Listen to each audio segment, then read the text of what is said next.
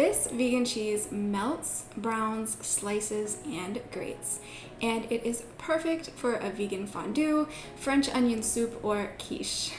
This is vegan Gruyère cheese. Hello and welcome. I am Steph and today we are making some vegan cheese. So buckle up and let's get started. So the first thing we need to do is prepare a mold. I am just using this bowl and I'm greasing it with oil, but you could also line it with parchment paper or you could just use a silicone mold instead.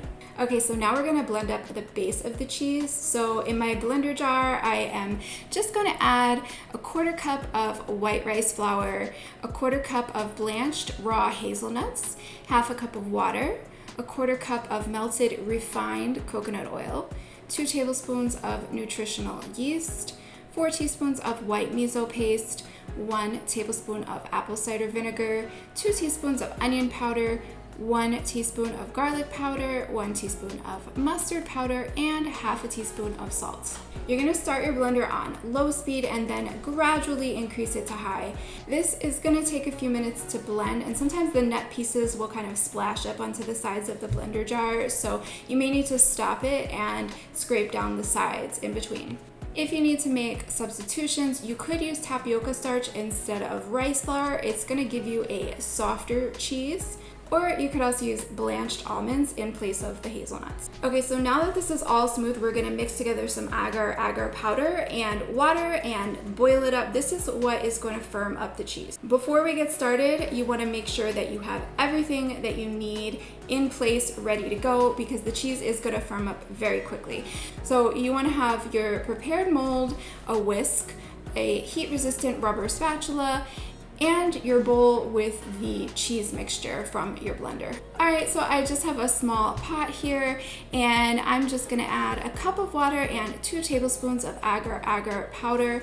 I haven't tested this with agar flakes, but it should work with 6 tablespoons instead of 2.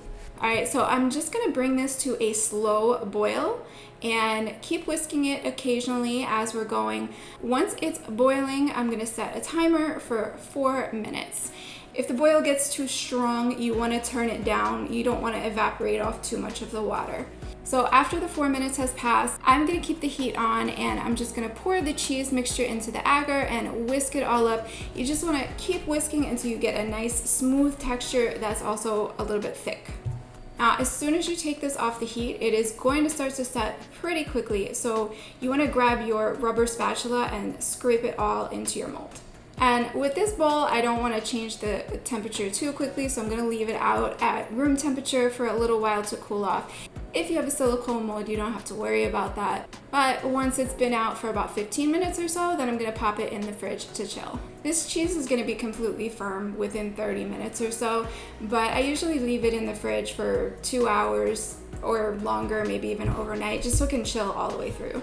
And this cheese is ready to use. You can grate it, you can slice it, you can melt it, you can serve it on a cheese board with some fruit and crackers.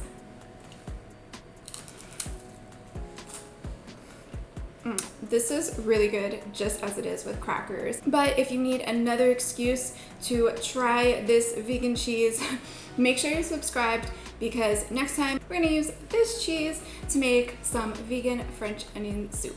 I also, later down the road, have a fondue and a quiche recipe coming up that use this cheese also. Well, that is all I have for you for this one. Thank you so much for watching, and I will catch you in the next one.